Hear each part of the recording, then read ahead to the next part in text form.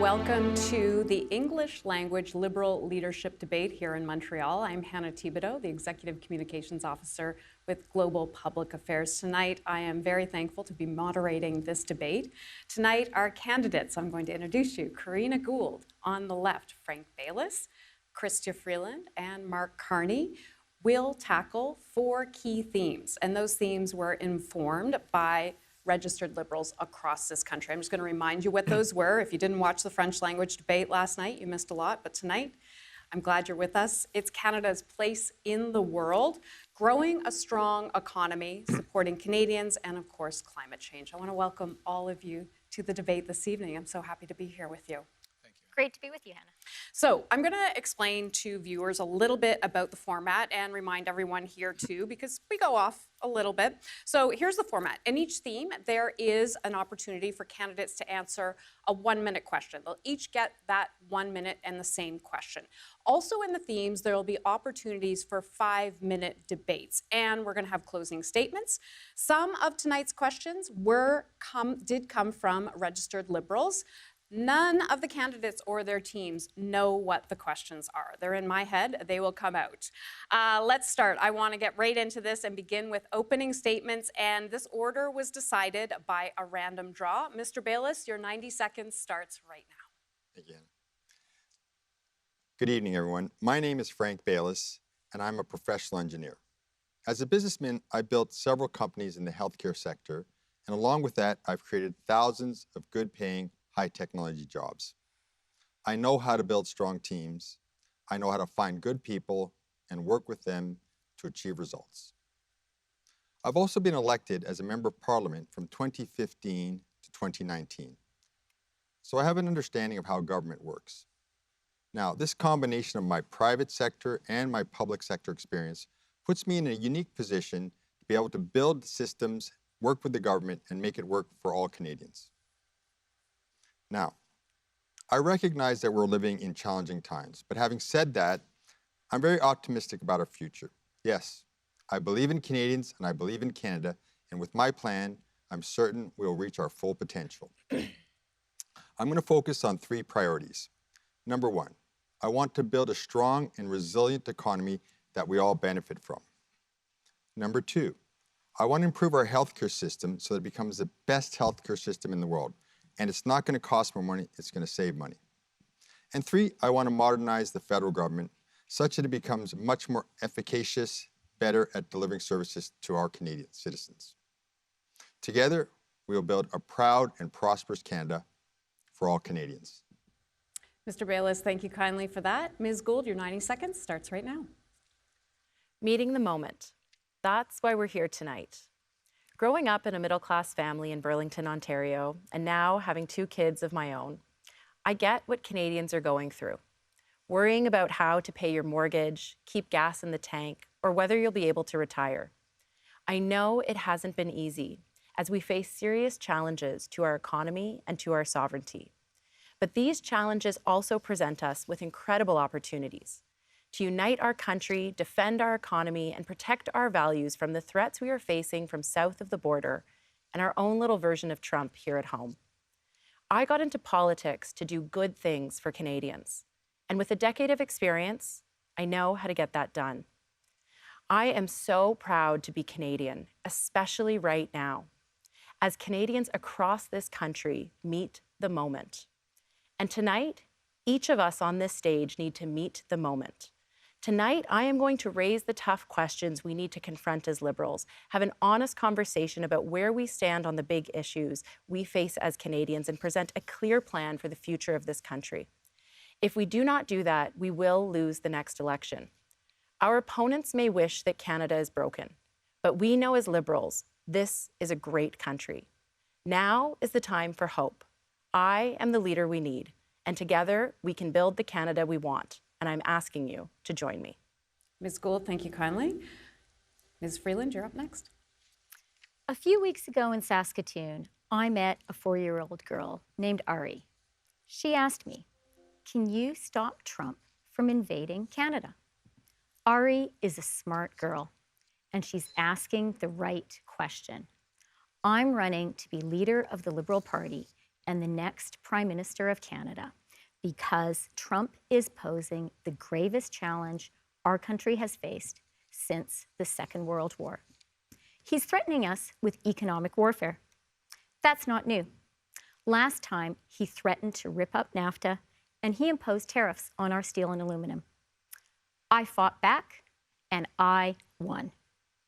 This time, Trump's threats are even worse. He wants to make us the 51st state. Trump is unleashed and empowered. As your Prime Minister, I will be too.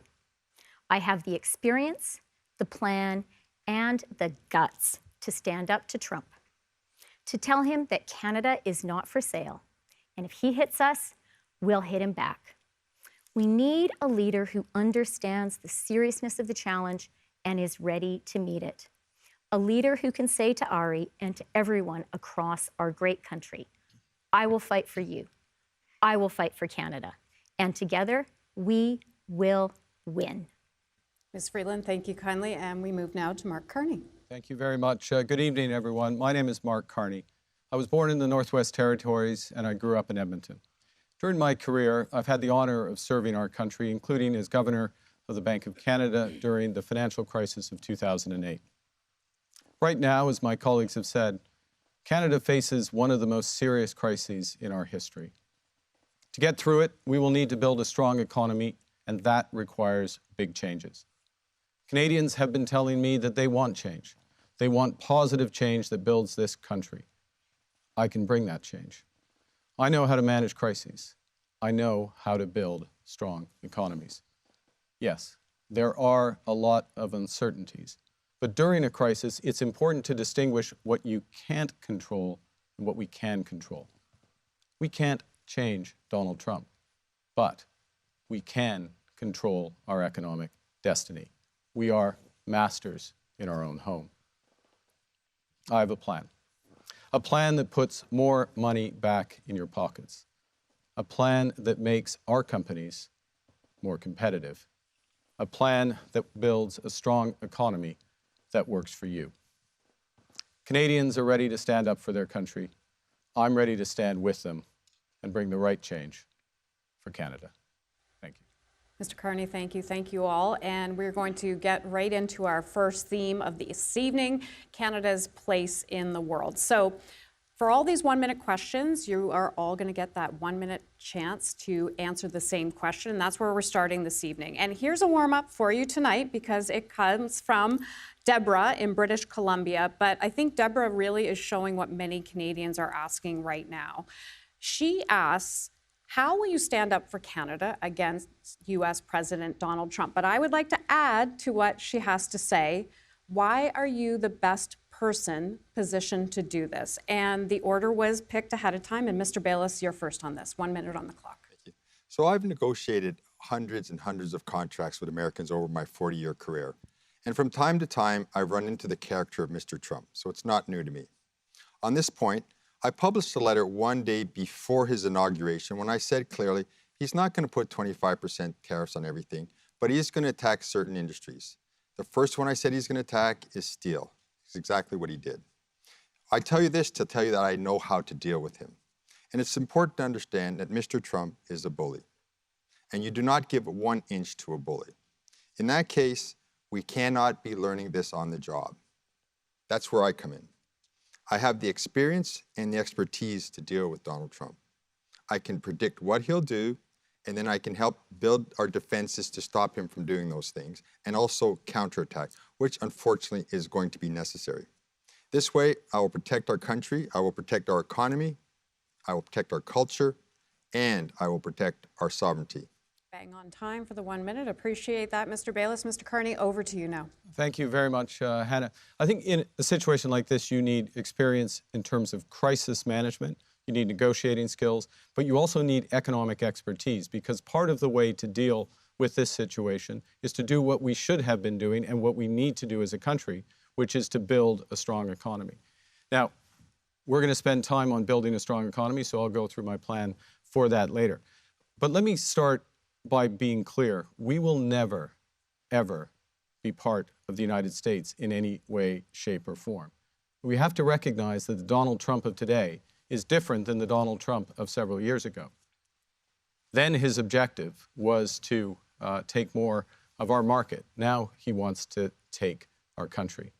Let me finish by pointing out one other thing. Who's the worst person to stand up to Donald Trump? It's Pierre Poilievre. He worships the man. He uses his language. He's not the right person for our country at this crucial time. Again, thank you for sticking to time on that. Ms. Gould, you're up now. Thanks, Hannah, and thanks, Deborah, for the question. Look, men like Donald Trump have always underestimated leaders like me. But they underestimate me, and that's their mistake. And I think as Canadians, we know what that's like. We know how to stand up for who we are and to stand up to bullies. And that's something that I've been doing in the House of Commons for the last decade. I know how to stand up to people like Pierre Poilievre, who, when it comes to Donald Trump, would rather imitate him than stand up for Canada. I know how to stand up to people who want to take from us what is rightfully ours. We are a proud, sovereign country, and as Canadians, we have so much to offer, but also the Americans depend on us. And you can't bring a calculator to a knife fight. You have to fight very strongly and with the right tools, and that's exactly what I'm going to do as Prime Minister. Ms. Gould, thank you kindly. We're going to move into our first 5-minute debate. I think you forgot Chrystia. Oh my gosh. That's no First problem. mistake by the moderator. My apologies. Ms. Freeland, thank you. Thanks, Hannah. Trump represents the biggest threat our country has seen since the Second World War. I have recognized that from the outset. I've built my campaign on a plan to answer that threat. I do think, though, it is a big mistake for Canadians to think that because we can't change Trump, we can't negotiate with him. Of course we can't change him, but we can outwit him. And the way to do that is by using our leverage, by recognizing that, yes, we depend on the US, but they depend on us too. We are their largest market by far. We sell them the things we need. A smart, tough negotiator who stands up to Trump can activate those Americans who need us, get them to lobby him. That's how we get a win-win outcome. That's how Canada wins. And now we will move into that first 5-minute debate. Thank you for pointing that out. This is an open debate. Mr. Baylis, we'll start first with you. Others can join in on this debate, but please try not to talk over each other too much. We will control that. So here's the question. Knowing the why is vital in negotiations, or you're essentially just negotiating against yourself. So why is President Trump doing this to Canada? Well, President Trump needs to show that he has a win on the border. And he's got himself elected by saying he's going to deal with illegal immigration. And right away, he puts out a tweet saying there's a problem with Canada and Mexico. The problem is, for him, there is no problem with Canada. We know it, and the Americans know it. So he's trying to make one so that he can later solve it. Now, I want to point something out. This is not a negotiations. This is a shakedown. We have an agreement. He negotiated the agreement. He signed the agreement. The problem we have is he's not respecting the agreement. So you believe it's the border, is what I feel for you. I'm saying that that's his red herring, that he's trying to say we're a problem with the border that he's going to solve. Ms. Freeland and then Mr. Carney. Trump is starting with us for a very simple reason. If you can show the world that you can beat up on Canada, your best friend, your reliable, trustworthy neighbor, then think about how the rest of the world feels. It is the demonstration effect. It is saying, if I can beat up on those guys, imagine what I can do to you. And that's why a smart Canadian strategy needs to start with looking for allies, working in the first instance with Mexico, Panama, Denmark, and the EU, who all face the same sovereignty challenge. I think we need to invite the Secretary General of NATO to that first summit that I will host right after becoming Prime Minister. Working with our allies, we form a common front and stop Trump from doing what he wants to do, which is pick us off one after the other. Mr. Carney, you're up next. I want to pick up on what Chrystia just said, because I think underlying all this is what President Trump is looking for is to dominate the hemisphere. He wants to enlarge U.S. power into Canada, into Greenland, into the Panama Canal, as was just mentioned. So the stakes are very, very high. This is a serious crisis, not just an economic crisis, it's a crisis of sovereignty. So yes, we do need to build our allies. But interest of time, I'm going to add one other thing, and we'll come back to this later. We also need to build our economy. We need to build our economy right here. If we have one Canadian economy instead of 13, that more than outweighs the impact of what he's trying to do to us. So, Ms. Gould? yeah, thank you. And where, as I see where my colleagues are going, and I appreciate, I think all of that is probably true, except what did we just see in Ukraine? He did a deal with Putin for critical minerals in Ukraine. Who else has critical minerals? Canada. And so we need to understand what the U.S. is trying to do here, but we also need to make sure that we are standing up for our sovereignty and for our economy. You know, last night there was a bunch of conversations with colleagues who said, well, I'm not even going to talk to Donald Trump. Well, guess what? We don't have that choice. We have to talk to him. That is something that we absolutely have to do on behalf of Canadians. We might not like it, but that is the role of the Prime Minister, to stand up and fight for Canada every single day. And that is exactly what I am going to do. Stand up for Canadians, stand up for our industries, and to say that we have leverage, we have things the U.S. wants, and we're not afraid to use them. And if that means that Americans are going to see increased prices or American industries are going to suffer, we will make sure that we put everything on the table as Canada, because our sovereignty, our economy, our jobs are non-negotiable. Okay. Mr. Baylis, let's try to go 30 more seconds because we have more interactions here. Let me tell you the first thing I'm going to do. I'm going to go fly down and meet President Sheinbaum of Mexico. It's a very strong, smart lady. And I'm going to make a deal with her and say, look, we need to stand up together to Mr. Trump. He said he's putting 25% tariffs on both of us. He can't do that. It'll destroy his economy. So we need to call his bluff. And then what we need to do is take off the table what was already given for nothing, which is the work that we were going to do on our border for $1.3 billion and the work that she was going to do on her border, and say, you know what? That's off the table now. We're back to square zero. That's how I will deal with President Trump. Okay, Mr. Carney, you want to jump in, and then Ms. Freeland? Let me make 2 points. One is you have to be able to do more than one thing at one time as Prime Minister. So that means building the economy. It means negotiating with allies, leveraging our critical minerals, leveraging our clean energy with those allies. That's critically important.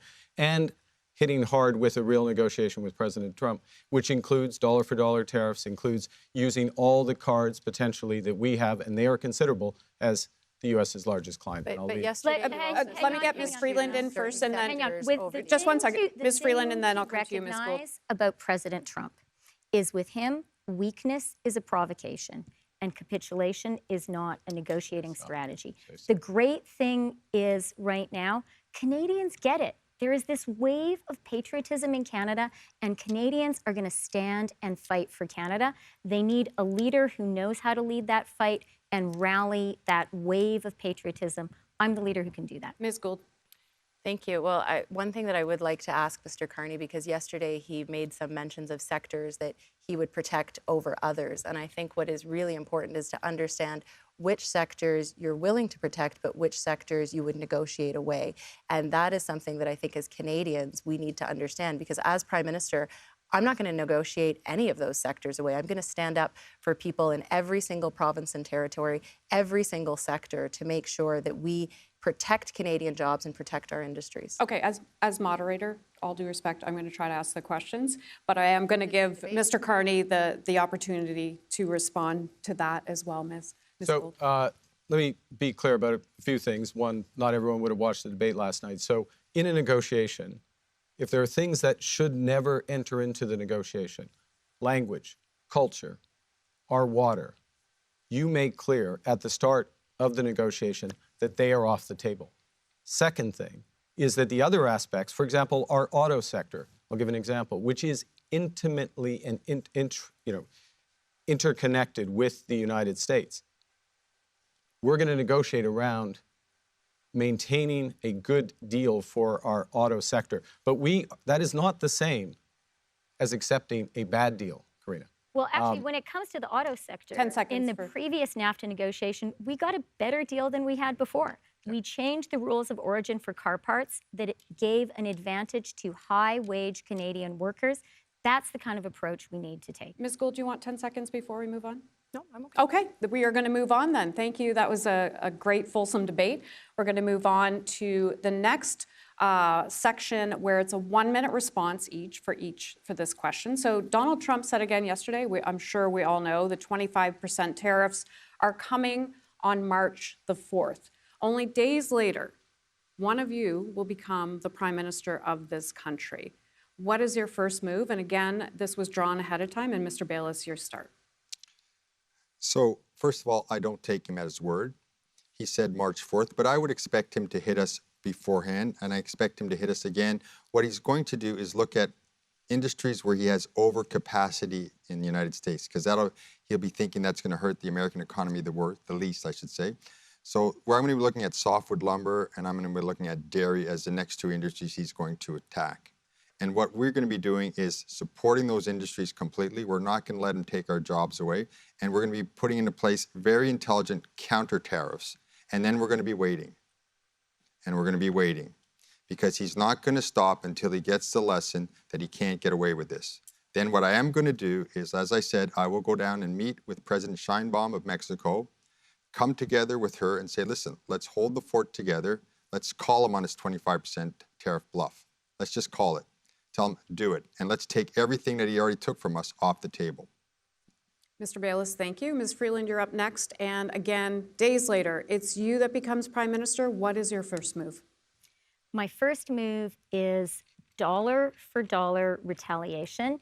And let me be very clear with President Trump. If I am Prime Minister, I will not flinch. We will retaliate. If you hit us, we will hit back. But our retaliation will be a lot smarter than their dumb tariffs. And it's the Wall Street Journal, usually a supporter of Trump, that described this Trump effort as dumb. Canada, by contrast, is going to be smart. We are going to have a targeted retaliation that exerts maximum pain in the U.S. and does minimum harm to us. We're going to hit Trump's best friends. I will impose a 100% tariff on Teslas. I'm going to hit Wisconsin dairy. I'm going to hit Florida orange juice. And you are going to see a stock market reaction. You're going to see people like the American Farm Bureau complaining about the Canadian potash they need that costs more. And that reaction, that pain, will cause Trump ultimately to back down, just like he did last time. Ms. Gould, you're up next. Only days later, you become Prime Minister. What's your first move? My very first move is to call a meeting with the Council of the Federation and bring the premiers together to make sure that we share our plan for Canada, because this is every single province and territory, every business leader in our country, every union leader, every single Canadian, and then to share the plan with the entire country, because Canadians deserve to know what we are doing. Absolutely, we retaliate against Donald Trump. We do a major Team Canada approach in the United States where we engage with American leaders, but also American citizens, because it is American citizens who are going to feel the impact of these tariffs. And we need to let them know that this is not Canada's decision. This is the decision of the United States. And I'm going to call on Canadians to stop going to Florida, to stop buying Florida orange juice, because that's a $50 billion economy in that state alone. Canadians matter to the United States. Ms. Gould, thank you kindly. Mr. Carney, days later, you become Prime Minister. What's your first move?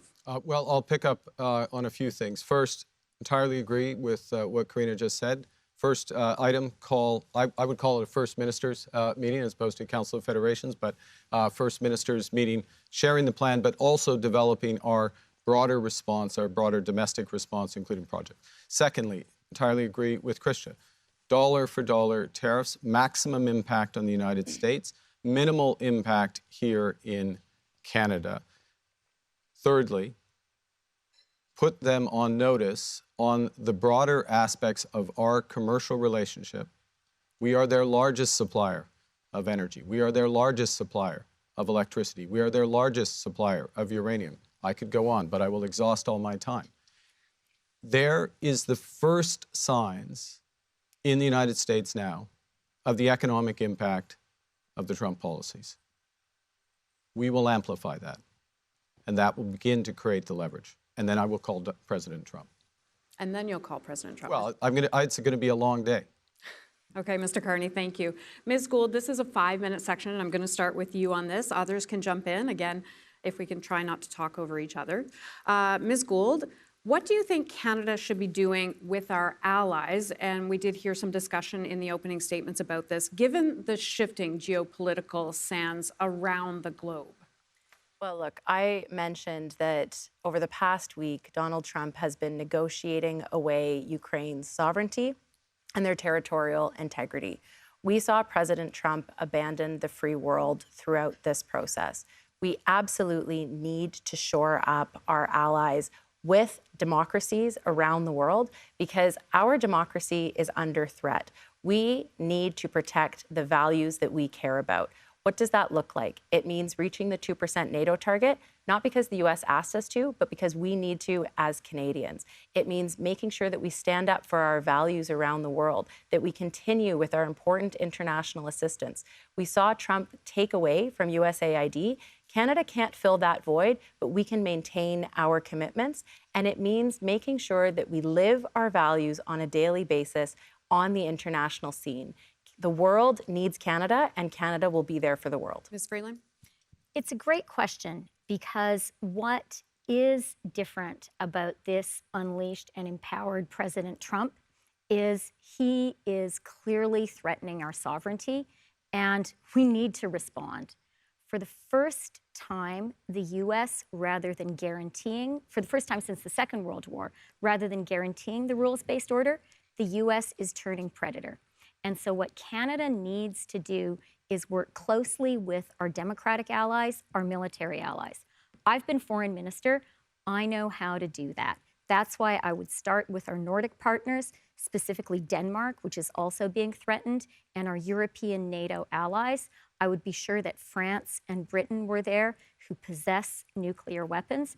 And I would be working urgently with those partners to build a closer security relationship that guarantees our security in a time when the United States can be a threat. And I would also, crucially, reach out to our Asian democratic partners, Japan, South Korea, Australia. They need to be part of the conversation too. We need to be ready for a world where the US is not the leader of the free world anymore.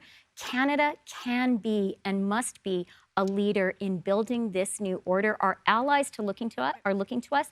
And if we do this, we'll make ourselves safer as well. Mr. Baylis. Yeah, thank you. So we're in a lucky position in the sense that Donald Trump has targeted many other countries, European Union, we've talked about the other ones as well. So we can use this to our advantage.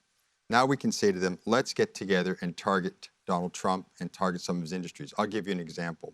So Boeing Airlines, they have to sell planes all around the world, and they have competitors that can also compete with them and sell planes we can buy from Embraer, we can buy from Airbus and that. So we should get together with them and say, look, we're going to bankrupt Boeing. The Canadian government should also do this. Under the same guise that he's using to impose these tariffs on us, we should say, you know what? It's an emergency situation, and we got to relook at our defense spending, where we're buying planes from the United States. We're buying all kinds of defense industry products from the United States. And you know what? We're going to put them on hold for now, and if this continues for a couple more weeks, we're going to cancel them. We start this process, other people follow us, it will hit them exactly where it hurts. Mr. Carney. Well, it's interesting. I was asked a question a few weeks ago. I was in Amherst, Nova Scotia, and I was asked a question by some British journalists about whether the UK and Europe could avoid the impact of President Trump. And I said, good luck with that. Now they're beginning to see the impact. We've seen it through Ukraine and elsewhere. So there is an opportunity, in fact, a necessity, an imperative here, for us to work with like-minded countries on the new security architecture. Yes, we have to step up for our contribution. How we protect our Arctic, which is under threat not just now from the Russians and the Chinese, but from potential U.S. incursions. Serious, serious issue. We have to work on our, I'll call it our data architecture, how we're going to handle artificial intelligence. Last point, because a lot of people want to come in. Yep. We need to leverage all of our assets from critical minerals to clean energy and well beyond to harden those partnerships in Europe and in Asia with like-minded. Ms. Gould. Thank you, Hannah, and thank you to my colleagues, I think, for some very interesting ideas. Mark, you talked about reaching NATO targets, but of all of us on stage, you plan to reach those not until 2030, but the imperative to do that is now. You talked about the fact that the Arctic is under threat. We don't have time to wait for this. We have to actually make sure that we are investing here in Canada, reaching those targets, because our country, our sovereignty is under threat, and we are in a new world. And so the time to make those investments is now. I do have a question about the targets coming up, so we will get to that. And just finally on this topic, Ms. Freeland. I do believe we need to hit 2% by 2027, and we need to be focused on spending the money here in Canada with Canadian companies. But I want to be sharing a message from all of us directly with President Trump. What you are hearing from the Liberal Party of Canada is our sovereignty is not negotiable, Canada is not for sale. We are going to stand with all Canadians and not become the 51st state. And Pierre Poilievre wants to imitate you, but we are going to defeat him, and together we're going to fight for Canada. So guess what? That question's coming up right now, Ms. Gould, so we can follow up. Mr. Carney, I'll give you the opportunity, because today the British Prime Minister, Keir Starmer, announced 2.5% of their GDP for defense spending by 2027. Everybody has spoken about boosting our own GDP in different years, so we'll clarify with you. Would you do the same? 2.5% by 2027? Well, look, the first thing, we're starting from a different position than the UK is. But it also goes to the heart of what we're trying to accomplish. I think this goes to a fundamental point about how to manage government. The outcome here is securing Canada to protect Canadians. Now, I was born in the Arctic, born in the Northwest Territories. I know it well. I know the imperative. The imperative in the Arctic is to have at least 2 new bases in the Arctic, probably Tuktoyaktuk and Inuktitut. We need to build out on NORAD. We need to build out cyber capabilities. We need to build out our frontier. The core point, I will spend defense dollars in Canada, not the 80% that this government has spent in the United States up until now. 80% of capital's defense dollars have gone to the United States. I will spend them in Canada, and I will spend them as rapidly as possible to secure for Canadians. But that is a management thing. It's not an arbitrary target. Ms. Gould makes a good point, though. You had mentioned, I think, 2030. I said by 2030. Right. And I said, when I said it, that we will do faster if we can deploy it faster in Canada. This is a management point. This is a core point about delivering security. And that is the issue, not just pushing money out the door. 1 minute for you, Ms. Freeland. I think what it is about is will and a plan and commitment to defend our country. So I've put forward a plan to hit 2% by 2027. It is critical that we spend that money here in Canada on Canadian companies, and we need to be thinking about the next generation of warfare, as we're seeing in Ukraine. Drones, AI, these are really important. Our 2% should not be about sending checks to the United States.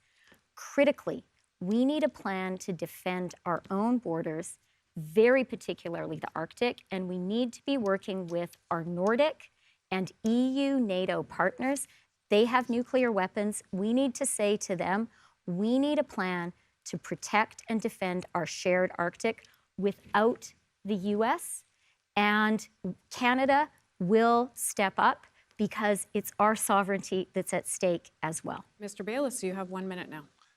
Yeah, so about a year ago, I published a letter and said that we should meet our 2% GDP in defense spending and that we should do it by 2030. That was a 6-year time frame.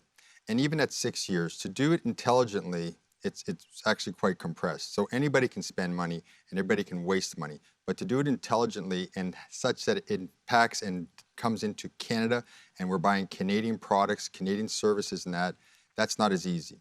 So I can't say that we would get to 2% in 3 or 4 years. I don't think that's doable in an intelligent way. There are some things we can do, which I did say, which is we should pay our armed forces much better. We're not doing that. We need to raise their pays, raise their benefits.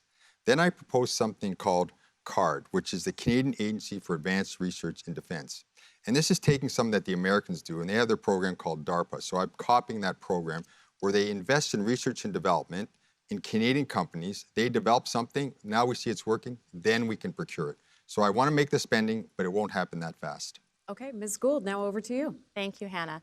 So, I mean, I think you hear from all of us that we want to increase our defense spending. It's just a matter of who's going to do it in the timely way that we need to do it.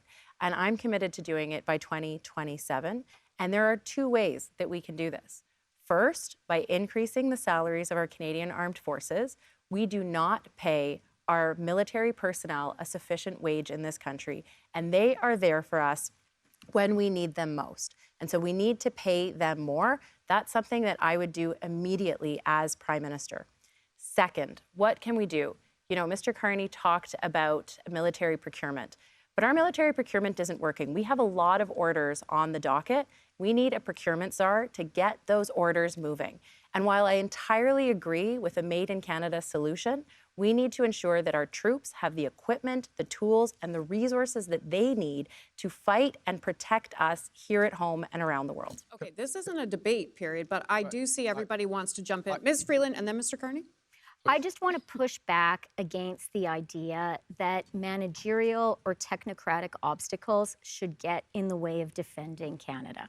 We really need to act with the fierce urgency of now. We need to recognize President Trump has said dozens of times he wants us to be the 51st state. I don't think any of us wants to be the leader who was asleep at the wheel and didn't get Canada defended, did not work with our democratic allies to protect our borders. They want to work with us. It's time for us to step up at home, to urgently reach out to them and build a new world order where democracy and Canadian sovereignty is protected. Mr. Carney, you're up next. I'm going to associate myself, I'm going to agree with that. The only amendment I'm going to make is, unfortunately, it won't be a world order. It will be a subset of the world order because the number of like-minded countries is much smaller with the U.S. exiting. But I want to make an important point because a huge element of securing Canada is going to be related to information warfare. It's going to be related to cyber. It's going to be related to artificial intelligence. And it's crucial that we're in Montreal. We're in one of the centers of artificial intelligence excellence. There are others in this country. It's crucial that we're building those capabilities on Canadian technologies, to Canadian values, to protect Canadians, because we can't rely on foreign suppliers for them. That is one of the new realities that are there. So the natural approach here is gone. And that's one of the main priorities I would have in terms of securing Canada. Mr. Baylis, jump in there. Yeah, so I'd like to give you an example of how we can do this intelligently and how we can do it the wrong way. If we try and push tens and tens of billions of dollars out the door within 3 years for government procurement of defense, it's going to be wasted. It's going to be splashed all over the place and we're not going to get what we need. The program that I'm calling for, CARD, Canadian Agency for Advanced Research and Defense, what we would do, I'll give you an example with respect to drones. Right here in Quebec, we have a very strong aerospace industry. So we would give out 5 or 6 research contracts, and none of this, by the way, is subject to our trade agreements, and see who comes up with the best drone. And once we have that, then we can go and say, we're going to buy that from you. But to develop it and get it done like that, that's not going to happen. So if we try to do this too quickly, we're going to be wasting money, and we're going to be wasting an excellent opportunity to build Canadian industry. Ms. Gould. Thank you. I would push back gently on that to say that getting our troops the equipment and the supplies and the tools they need to defend Canada is not wasted money. It's actually imperative for them to defend and protect us in this time. But Mark brought up an interesting point about capabilities here in Canada. And as the Minister of Democratic Institutions, I put in place Canada's first ever and only plan to protect our country from cyber attacks in our democracy.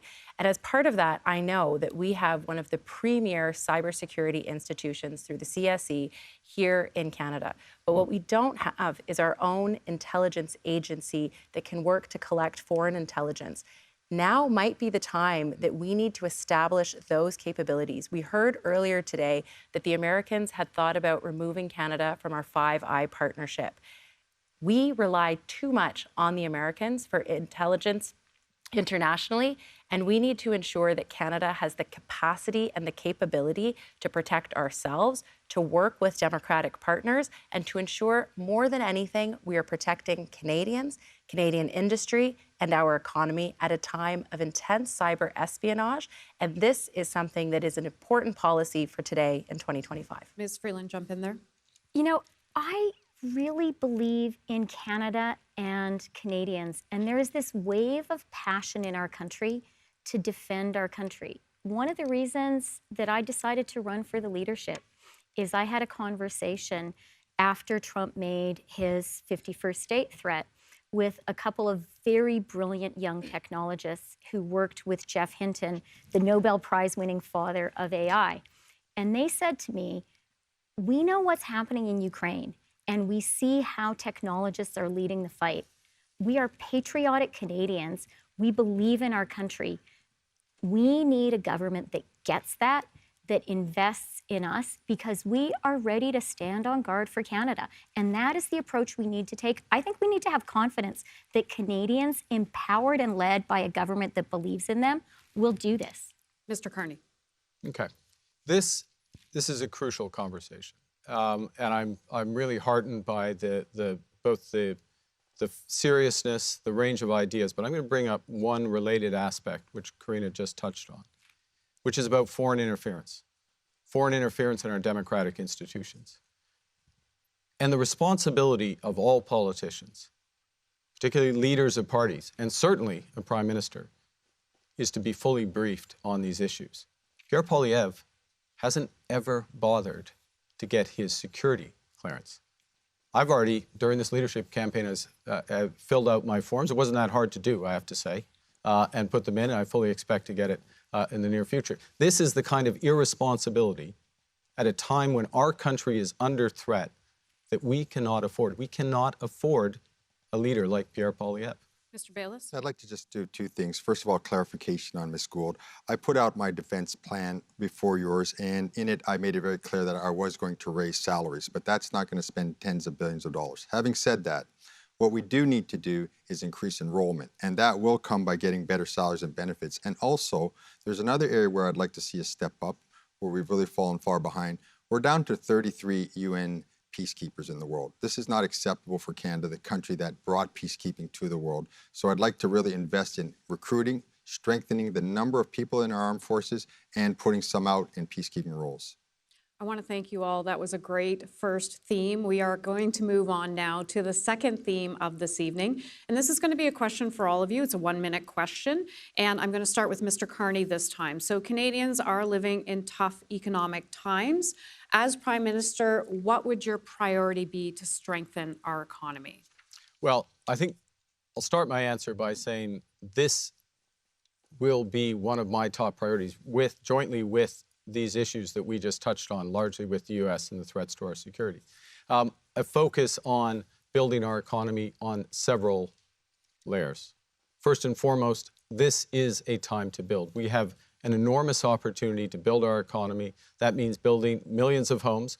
We're millions of homes short in this country. Everyone who's trying to buy a home is aware of that, particularly the young.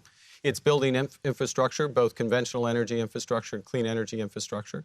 It's building up on the conversation we just had, on intelligence infrastructure. It is diversifying our trade partners with new trading routes, and it's creating one Canadian economy instead of 13.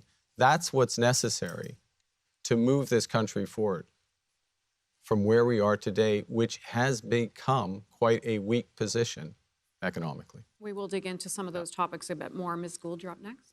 Thanks. Thanks, Hannah. I think your question was actually about the cost of living for Canadians.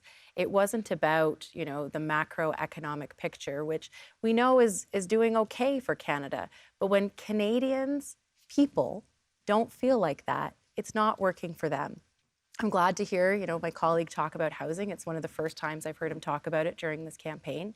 I put out a very bold, ambitious plan on housing that would eliminate homelessness, that would build millions of homes, and that would help first-time homebuyers get into the market. I've proposed a 1% GST tax cut from 5 to 4% to help Canadians with the immediate cost of everything. And I've put forward a plan to modernize our social safety net and put us on a path towards a basic income. Canadians are struggling. We need to help them make ends meet. That's what leadership looks like, and that's what the economy means to me. It's about people. Ms. Gould, thank you. Mr. Baylis, you're up for a minute. Yes, I put together a plan, an economic plan. I call it my prosperity plan, and I'm going to bring fiscal discipline to Ottawa. And yes, we're going to have to stop running deficits. It has a direct impact on the value of our dollar, and that has a direct impact on affordability. So I will not be cutting the GST. I'm going to modernize our healthcare system to get it to do a lot better with less. That's our biggest spend for provinces, our biggest transfer from the federal government. I'm going to increase productivity. This is something I know from my work in business, but it's something as well that I'm going to bring to government. And also, I'm going to do a lot of procurement as much as possible within our trade rules from Canadian companies.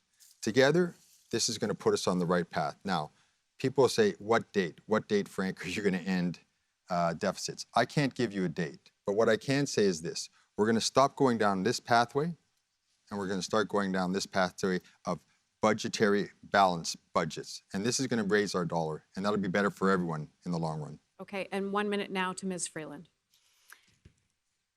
All economic plans today have to start with an effective response to President Trump. He is the biggest economic menace our country and Canadians are facing. I have a plan to make us united, strong, and smart, and to win.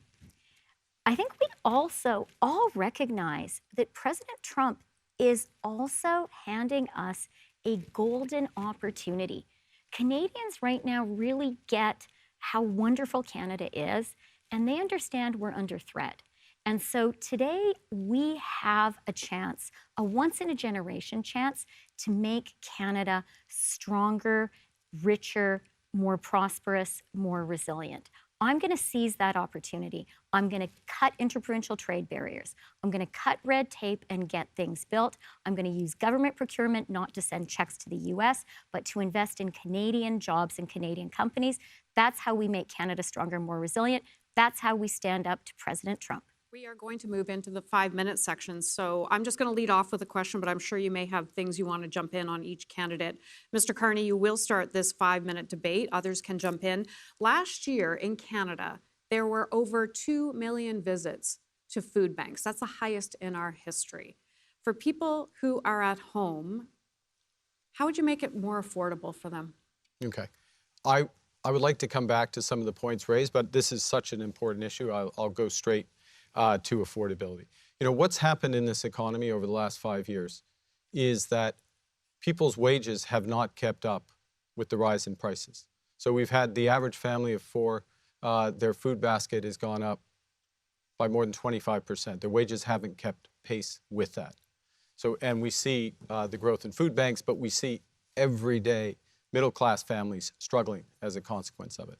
So a huge range of things need to be done to improve affordability. And let me list some of those because they're crucial. The first thing is my government will make a middle-class tax cut.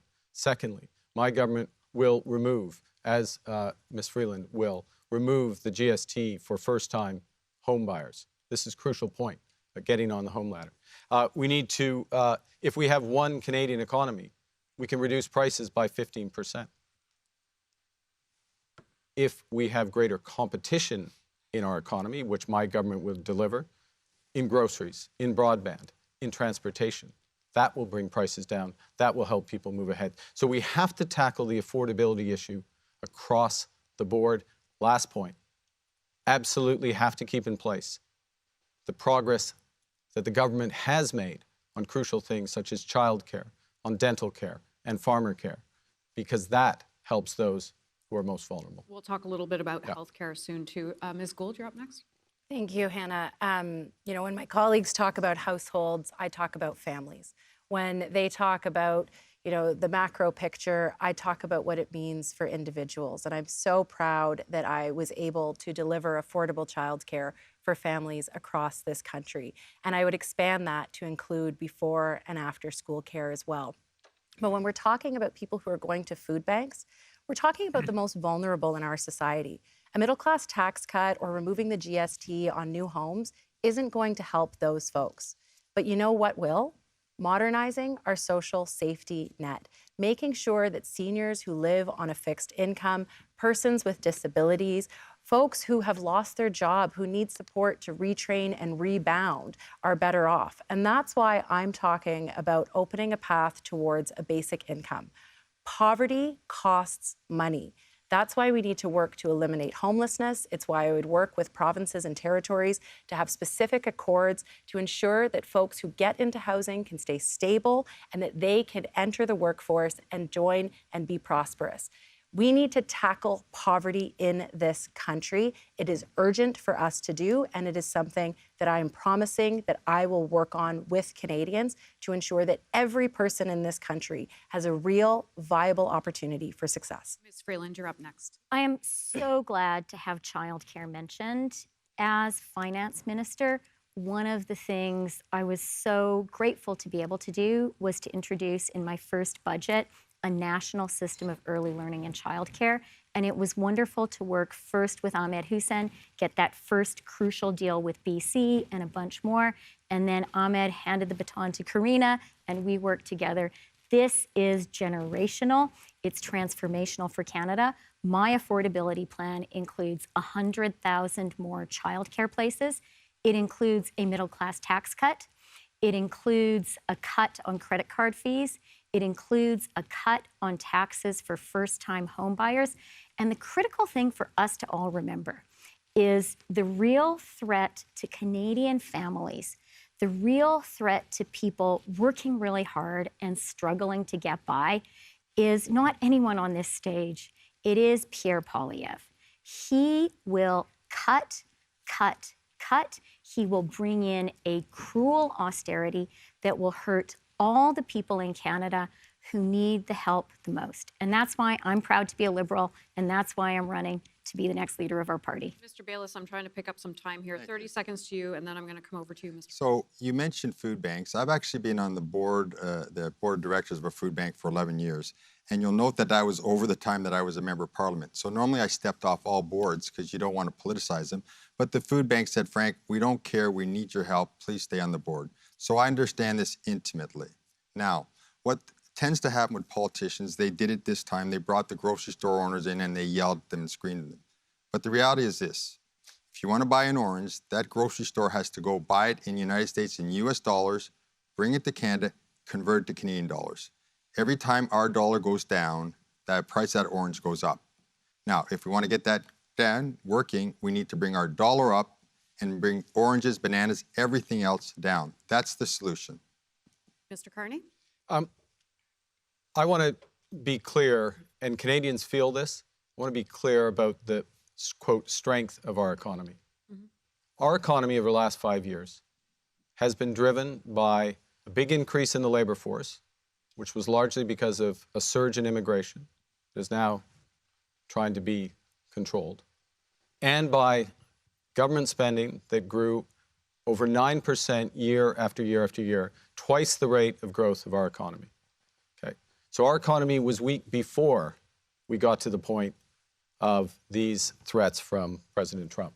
That's why we need big changes. That's the reason I'm here. That's why we need big changes to how we're managing this economy. I want to make one last point, which goes to workers. My plan, it's a time to build across this economy. We can go into more detail.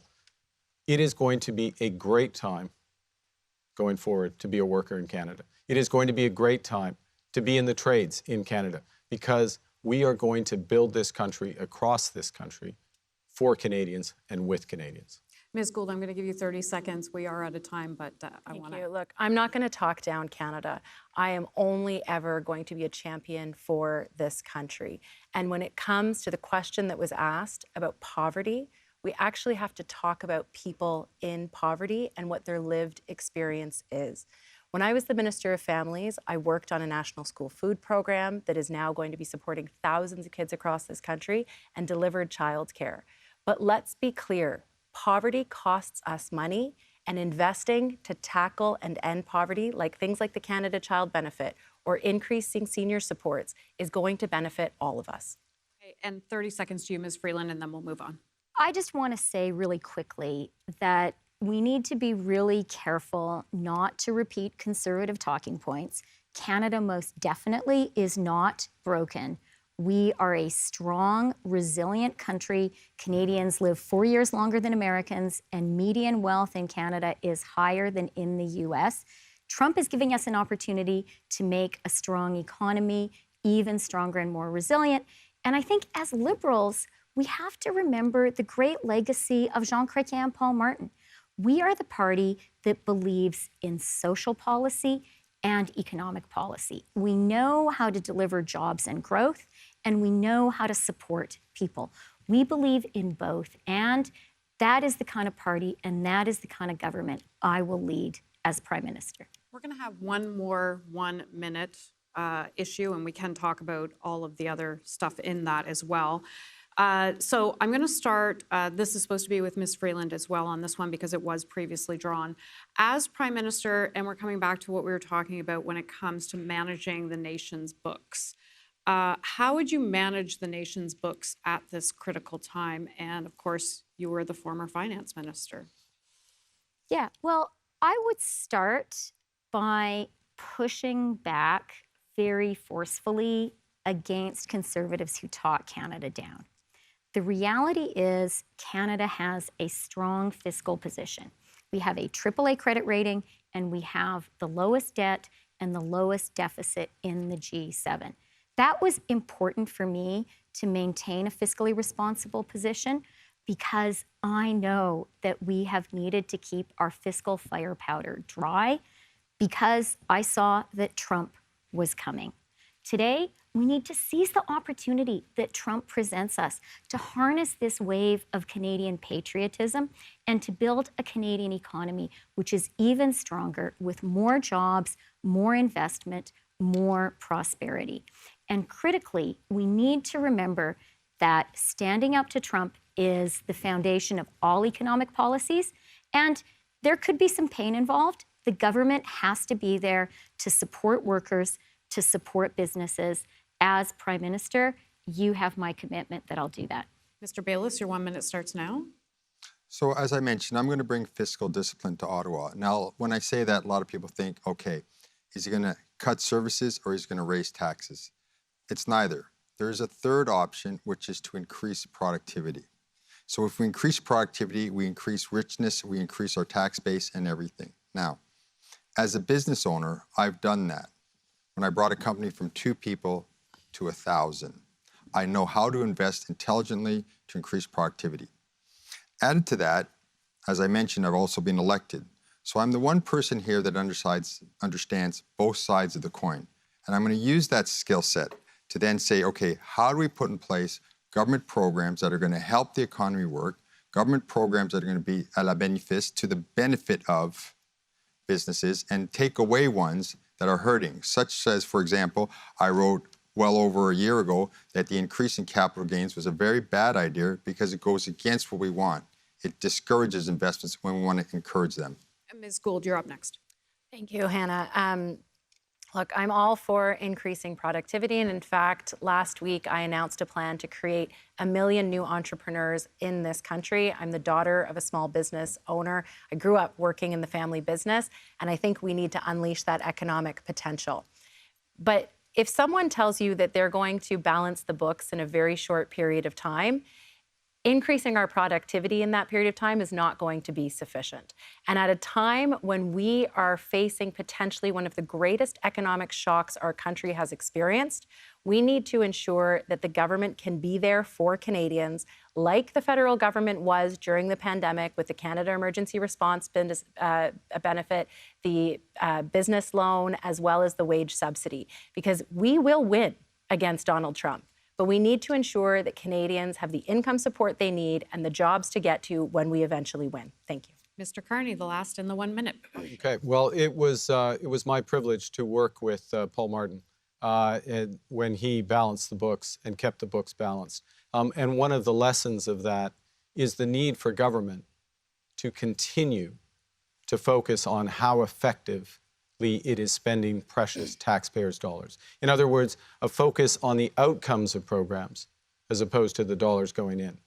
And one thing you can see is that the scale of increase in spending and the scale of increase in the public service hasn't been matched by greater productivity in certain areas. So the focus does have to go to that in order to create the room and maintain the room for those social programs, because that is what the Liberal Party is about. One of the core things, which is to manage responsibly our fiscal position so that we can support the vulnerable in society, so we can move forward as a society. So we need to spend less and invest more as a country. We're going to move into a 6-minute debate on this. Yes, because this is something we want to continue to discuss. Ms. Freeland, I'll go to you first on this one. Productivity seems to be sort of a sleeper issue. When you mention it to Canadians, they go, How will you fix productivity in this country? Well, I think that President Trump is giving us this golden opportunity to fix some of the long-standing, well-known obstacles to Canada being more productive. Interprovincial trade is the standout example, and we now have the will to do it. Recognizing foreign credentials of people who are already here, you know, that famous person we all know who is driving a taxi but is a nurse or a doctor, that's another example. Another one is just cutting red tape to get big projects built. But we're coming to the end of the economic section, and I do want to talk about a part of the economy where there have been huge leaps in productivity, which is central to Canada's resilience and economic strength, particularly as we face up to Donald Trump, and that is rural Canada and our farmers. I am the daughter of a farmer. I grew up on a farm. There are no people in Canada or the world who work harder than farmers. And I do think it's really important for us to have government policies that support our farmers. They give us food security. They are an important source of strength when it comes to this standoff with the US. And we need to be very clear with Canada's dairy farmers that we will stand for supply management. I mean, isn't it a good thing that we produce our own milk, our own eggs, our own butter, our own cheese, that we're not dependent on US factory farms for that? So we need to remember and stand with our farmers. Ms. Gould, you're next, please. Thank you, Hannah. Look, Chrystia, I'm really glad you mentioned the rural economy and agriculture. One of the first things I would do as Prime Minister in my speech from the throne is to ensure that we protect supply management. It was a piece of legislation that unfortunately died when we prorogued Parliament, but I think it is imperative that we protect our supply managed sectors. But I think one of the frustrations that rural Canada has had with us as a government is that we haven't spoken enough about sectors in rural Canada, whether that is mining, whether that is energy, whether that is agriculture, whether that is forestry. And for us, we have to really ensure that when we talk about productivity, we're not just talking about new sectors, we're talking about existing sectors. And this is where AI can be used as a tool to enhance productivity in those sectors. And that's something that I'm really excited about. But one thing that I do want to mention, and Mark, I'm glad you talked about Paul Martin, because I know you were a really excellent Deputy Minister of Finance who did really good work, is that we also need to remember that the economy is about people. It's not just numbers or points on a graph. It's about how do we make the economy work for people. And Hannah, your question about productivity, what does that mean to the average Canadian when they're saying, I can't afford my groceries and I'm having a hard time paying my rent? We need to talk about the things that matter to Canadians. not because we're talking as politicians, but because we're talking as people who understand and experience what they're going through. Okay. And that's something that I bring to the table. Okay, I'm going to have to stick to time on this topic. Mr. Baylis, you wanted to jump in on that, and then Mr. Carney after that. So when we talk about productivity, one of the first places I'm going to look at is the federal government itself. That's when I talked about modernizing the federal government, one of my 3 priorities. I'll give you an example here. Revenue Canada is the biggest pain point for both individuals and businesses in trying to pay their taxes. This is ridiculous. This is such a waste of time, and that wasted time directly impacts their productivity. So I'm going to fix Revenue Canada. I'm going to get it working the way it should work, because the people that are calling and trying to work with Revenue Canada are good people. They're trying to pay their taxes. Other things I'm going to do. I'm going to build 2 pipelines, 2 gas pipelines to get our great Alberta natural gas to the East Coast and the West Coast. That's going to have a huge impact on our economy. It's going to diversify us away from reliance just on the Americans. And yes, it's going to have a very positive impact on the world's environmental situation, because it'll allow our Asian and our European allies to come off of coal and oil and start using a much cleaner fuel, liquid natural gas from Alberta. Mark Carney. Okay, one of the reasons why families have a hard time to afford their groceries is because we haven't had productivity. That's the issue. It's that their wages aren't keeping pace with prices. That's because they're not being given the right tools to work with. We're not working as smart as we should. So that's the challenge that we're talking about. And that's the result, and that's the connection. As Prime Minister, you need to make the connection between policies that make that difference that go to families. So both are connected. A couple quick points. Number one Canadian economy will drive huge productivity. Secondly, productivity in government, as Frank just says, I won't go on about it, but it's absolutely essential. We have not had the productivity we need in government. Thirdly, the 2 big drivers of productivity going forward will be the energy transition and AI. Okay, I'm going to give you each 15 seconds. Ms. Freeland, with you first. Making Canada more productive, which just really means making us all more prosperous, means we have to invest in infrastructure. Yeah. We have to invest in physical infrastructure. That's why I'm so supportive of high-speed rail. We also have to invest in social infrastructure. That is infrastructure too. And early learning and childcare is such a great example, because this is a policy which makes life more affordable for families. It makes kids smarter because it's so high quality, and it adds to the labor force without requiring any new homes. So physical infrastructure, social infrastructure, and we have the national will to really do this, because we know we need to be more resilient, because we're at this critical moment for our country, facing the need to stand up to Trump and defend our sovereignty and our economy. That was not 15 seconds, but we'll try again. Karina Gould, 15 seconds for you, and then I am going to give Mr. Baylis 15 as well. The job of Prime Minister is to connect with Canadians, and it's to ensure that you are placing the priorities of Canadians at the center of everything that you do.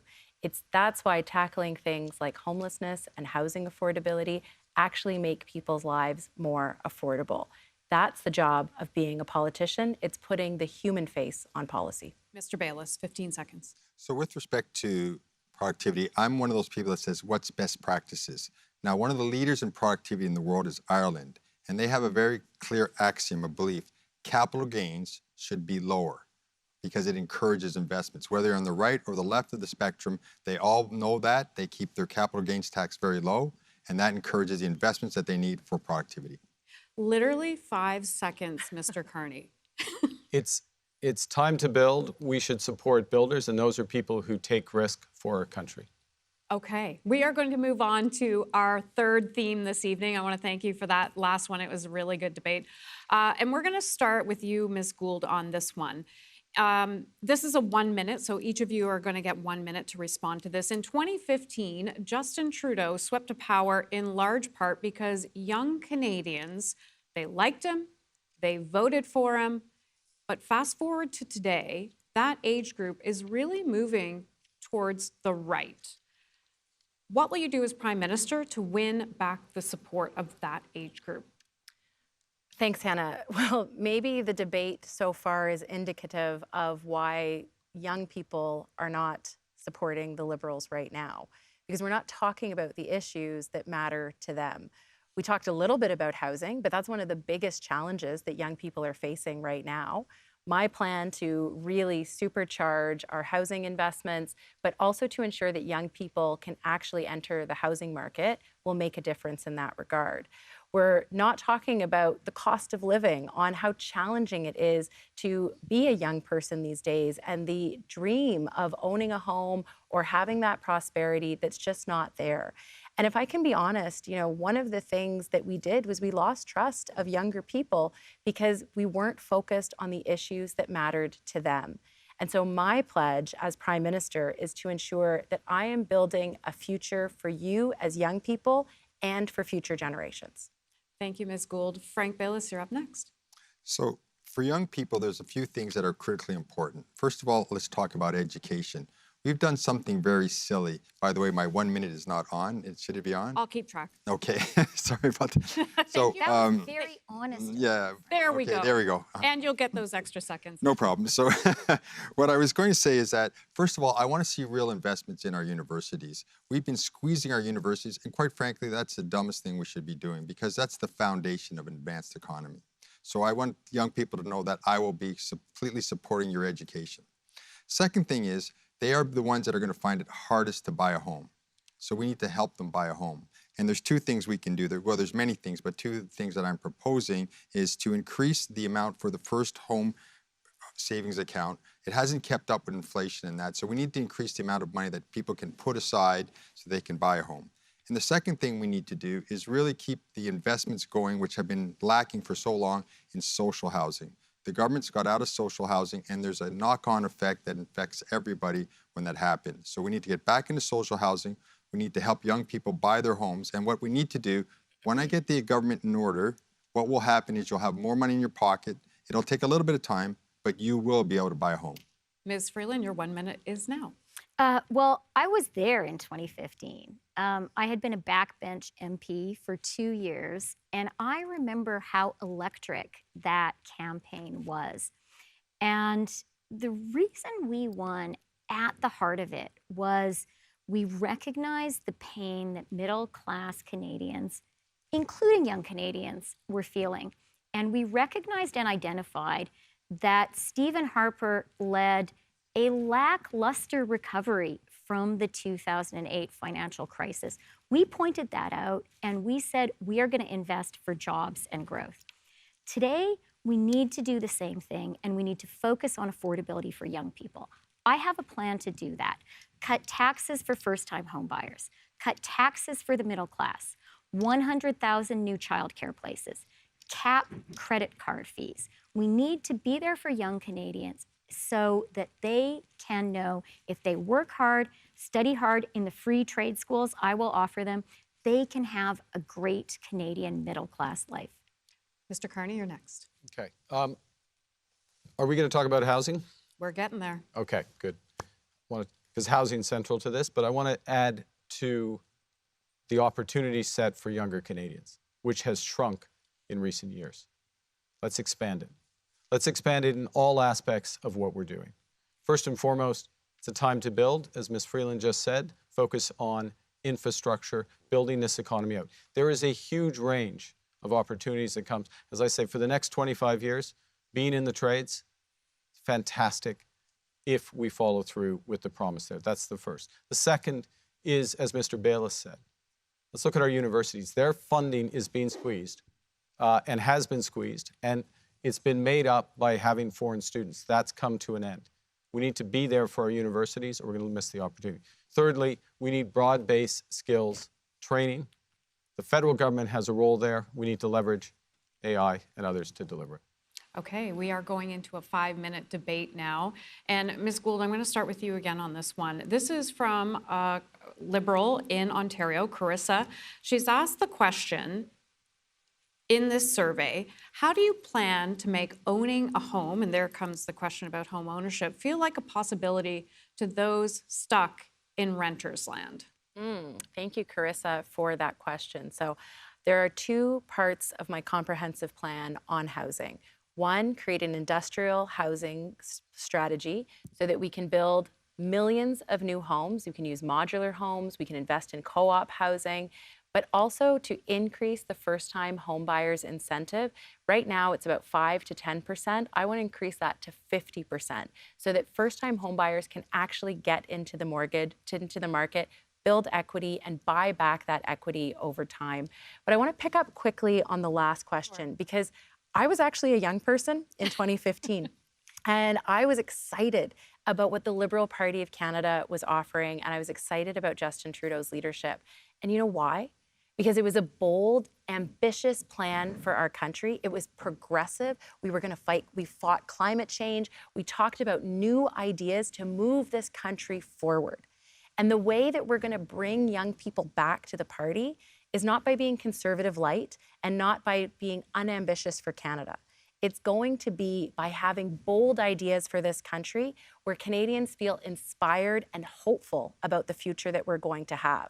That's what young people are looking for. They're looking for a hopeful future where those opportunities exist. And, you know, I'm not quite still a young person, although I'm younger. You know, it's that energy, that drive, that optimism for the future that is going to build the best country in the world. Ms. Freeland, you're up next, please. So first of all, I want to say, Carissa, thank you very much for being involved and for asking that question. I hear that question from so many younger people who are just frustrated that they're worried that they've lost out on getting into the housing market and maybe the kind of life that their parents had is not going to be available to them. It is absolutely essential for us as a country that we say, we're not going to let that happen. And if young Canadians work hard, have a good job, studied hard, and they want to own a home, we have to make that dream of home ownership achievable. I have a plan to do it. It starts with cutting taxes for first-time home buyers to give them a leg up in the housing market. I'm so glad to hear so many people mentioning the first home savings account. I introduced that as finance minister. I think it is a great way for young people to save for that first home, and I would increase the amount of money that people can put in that first home savings account. Free trade school is going to help people get that first home too, because it will mean there are more skilled tradespeople to build those first homes people need. And then finally, I just want to say, some people are going to want to buy their own home. Some people want to live in affordable housing or maybe a co-op. I lived in a co-op. One of my aunts still lives in the co-op she and my mom helped build. There is, though, someone in Canada who does not believe in affordable housing, who does not believe in co-ops. Pierre Poilievre has actually called them Soviet-style housing. And so we all need to be very, very clear. We must defeat him because some Canadians need affordable housing too. Mr. Baylis, you're up next. So I feel for these young people. When I look at the house prices, I shake my head and think, my gosh, when I was buying a house, I thought it was hard. And my first home was $195,000. It's almost shameful to say that now. But back then, buying a home was about 4 times your salary, your annual salary. It's gone up to now 10 times your salary. So what are we going to do about that? Well, we're not going to bring house prices down again. So we need to get your salaries up, and we need to get more money in your pocket, and we need to bring the cost of living back in line. So what I'm proposing to do is there's a number of technical issues which I've listed on my website, but in a general sense, I would say to young people, start saving. If I become Prime Minister, I'll get to work on the economy. I'll create the good jobs that you need, just like I've done in my own businesses. You'll have more money in your pockets, and we'll get the cost of living under control. And in a few years, with the home saving plans and that, you will be able to buy a house. So please do not lose hope on that. Okay, Mr. Carney, I'm going to end this segment on you, please. Okay, so we need to double the rate of home building in this country. That 10 times salary point, we need to double the rate in order to even have the places for those people. We obviously need to get those incomes up at the same time. So there's 2 questions here. How do we get the rate of home building going from $250,000 a year to $500,000? We're going to need changes to how we build homes, much more technology, much more modular homes. We're going to need a big surge, as was just mentioned, in tradespeople who can build those homes. We're going to need to cut the fees in municipalities for developers. The federal government has a role to play there. We have a housing accelerator fund that's working. I would supercharge that as part of this. And then on the other side of the equation, we need to make it more affordable, particularly for young people, to buy those homes. Now, removing GST on first-time home purchases, that's 5% off the home, which is a substantial proportion of the down payment. There's other financing mechanisms that come with that, but in the end, and let me finish on this will come back to our ability to build a strong economy. It's not just building the homes, it's building the strong economy so people can catch up. We're going to move on to our next segment. It's not the segment, another theme, but this is an important topic. Canadians are worried they can't access a doctor or a nurse. What would you do as Prime Minister, working with the provinces, of course, because it is provincial jurisdiction, and territories to help solve this issue? And Mr. Carney, you are up first on this one. Well, this is a crucial issue. Across the country, virtually without exception, in fact, I would say without exception, access to a doctor, in many cases access to a healthcare professional, is not possible. Healthcare is a right in Canada. We are not living up to our commitments. And this is not as simple as saying, I'm not saying you implied this, that it's a provincial jurisdiction. So first and foremost, we have to meet our responsibilities as the federal government in terms of the healthcare transfers, but we have to do a lot more. We have to make sure, and we should be part of this, that healthcare professionals can move across this country as readily. So a nurse in Quebec can go to Alberta, can go to Northwest Territories, and practice immediately. We have to make it easier for foreign health professionals to work more rapidly. We have to increase productivity in the health sector. Mr. Baylis has ideas on that, including on portable data, portable health records, which are crucial, but a broader use of AI, and us, last point, us as the federal government, accelerating those changes to deliver what Canadians deserve as Canadians, and we're nowhere close yet. Ms. Gould, you have 1 minute on the clock now. Thank you. My goodness. I mean, this is something that every Canadian has experienced. Yep. The anxiety of not being able to have a family doctor, or worried, and what we're seeing across the country is emergency rooms that are closed or that are understaffed, and hallway medicine. This is absolutely a provincial jurisdiction, but the federal government has an important role to play in two regards. When it comes to health transfers, we need greater accountability from provinces, not to the federal government, but to their own citizens on the outcomes and the outcomes that they expect to deliver for their citizens. And then when the federal government can do is convene provinces and territories and colleges to ensure that our healthcare workers can travel across the country, but we also expeditiously can recognize foreign trained doctors and healthcare professionals so that every Canadian has access to a family doctor and the medical specialist that they need when they need it. Mr. Baylis, your 1 minute is on the clock. So I've spent 40 years of my career in the healthcare industry, and I can give you examples where I've walked through emergency rooms, down the hallways, and I've seen people in gurneys up and down there, and it's broken my heart. So I'm absolutely committed to fixing the healthcare system. What we need is a change in paradigm. Our system was designed in the 1960s when the population generally was younger, and it was designed for acute care. Now we have a chronic care problem. So we need to redesign our system to treat chronic care. Presently, there's only 2 doorways into the system. If you're lucky, you have a family doctor, and if you're not, what do they tell you to do? Go to the emergency room.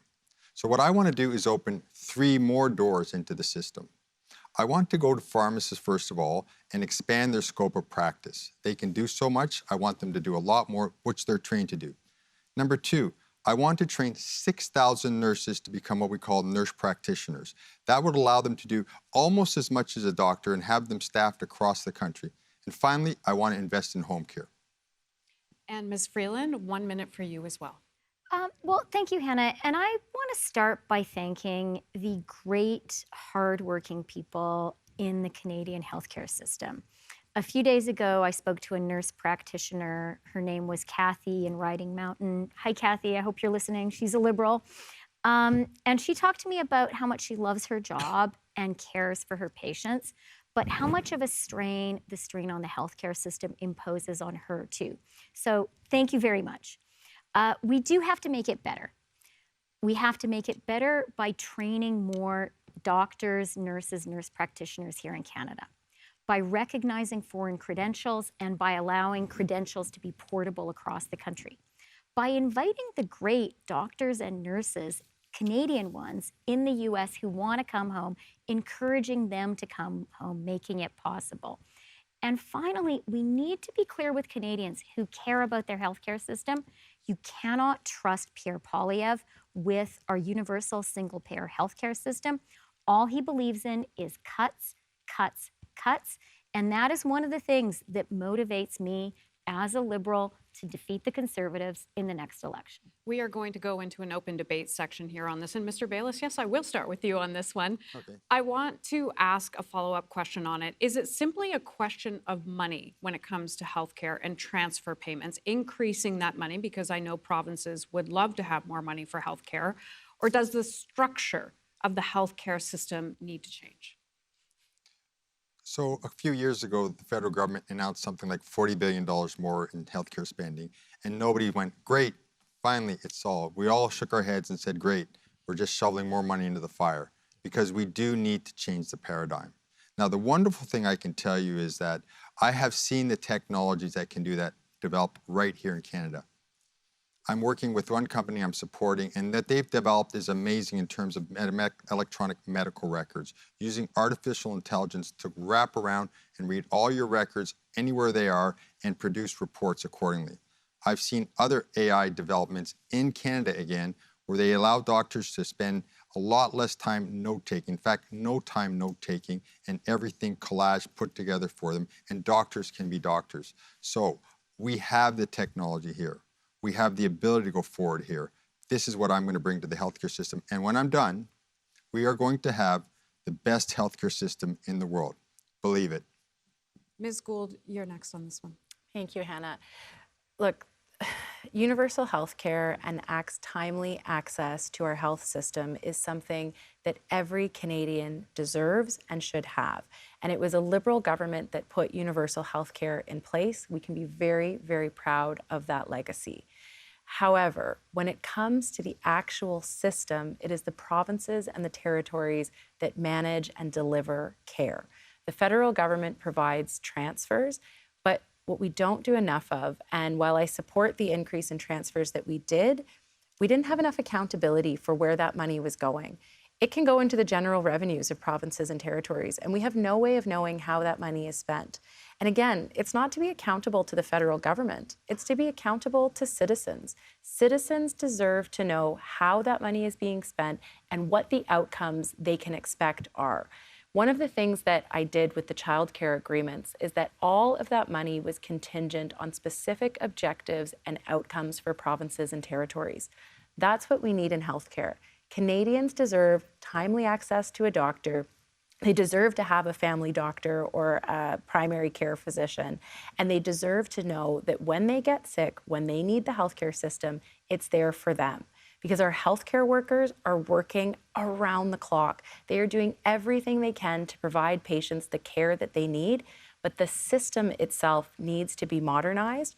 The federal government can convene the provinces and territories. We can work with them to develop those objectives and those outcomes, but at the end of the day, it is the provinces and territories that are responsible for the delivery of healthcare, and they must be accountable to their citizens for how they are doing that. Mr. Carney, you're up next, please. So look at the service that we've received from our healthcare professionals over the course of the last 5 years.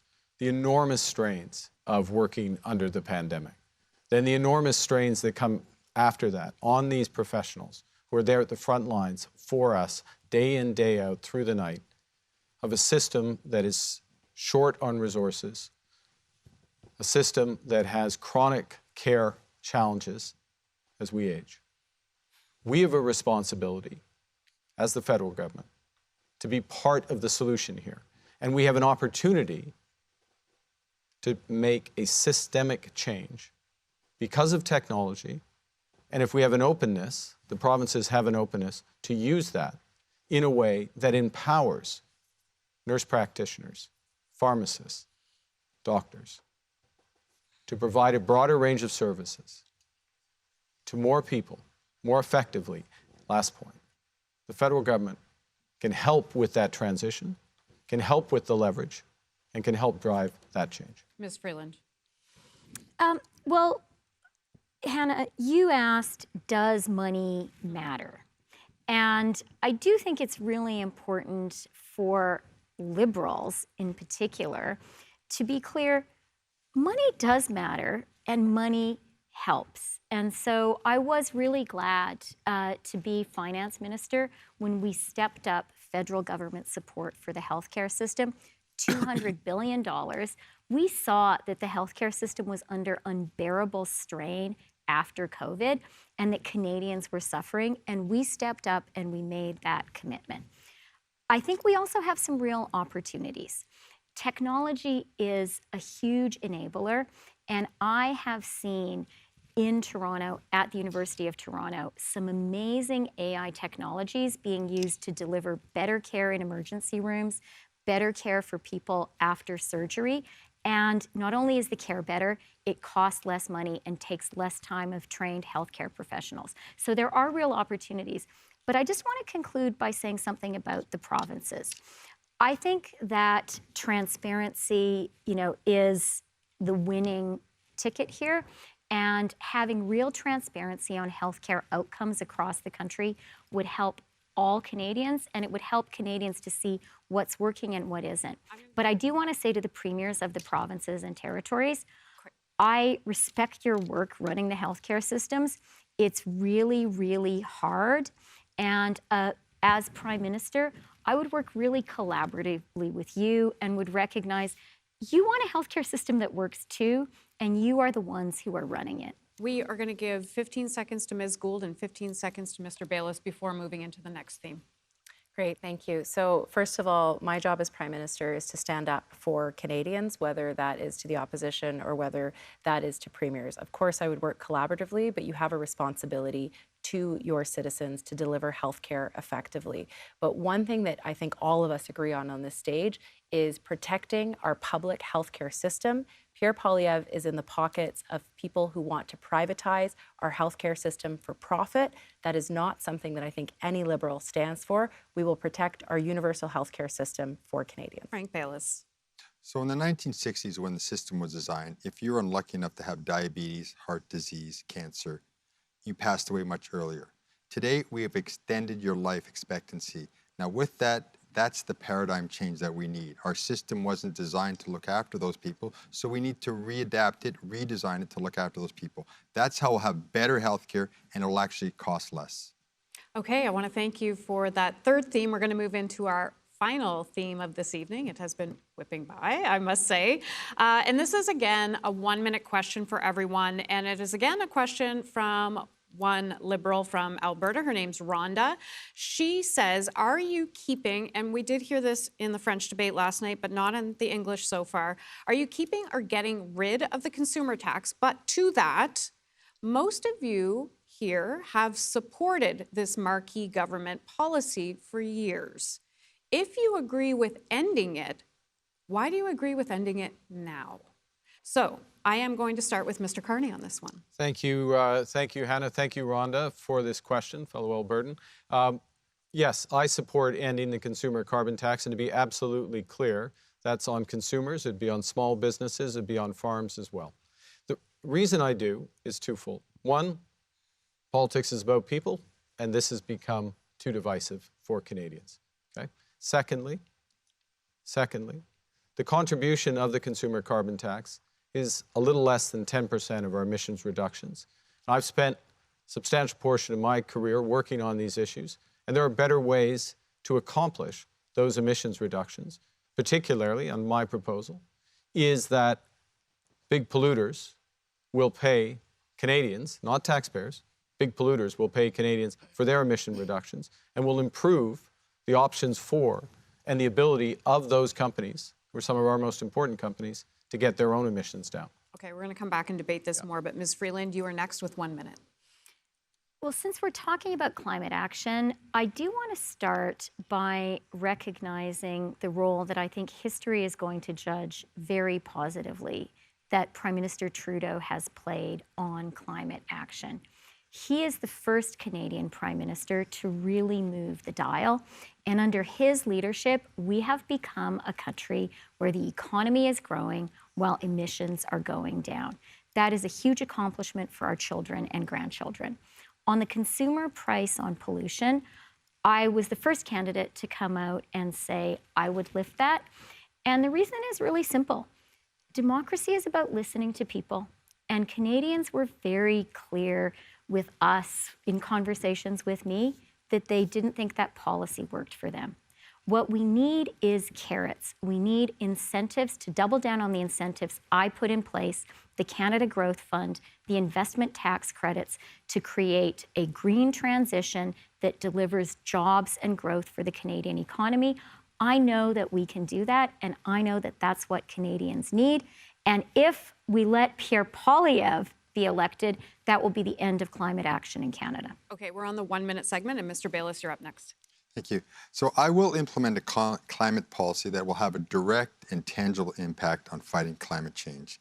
And it's going to be recognized, as we've all heard before, polluter pays model. And everyone is going to do their share, industries and individuals. Look, there's a cost to having our garbage collected. There's a cost to having water treatment plants. And we're happy to pay those costs because we have clean earth and we have clean water. And there will be a cost to having clean air. Anyone who tells you there's no cost to it is not being honest with you.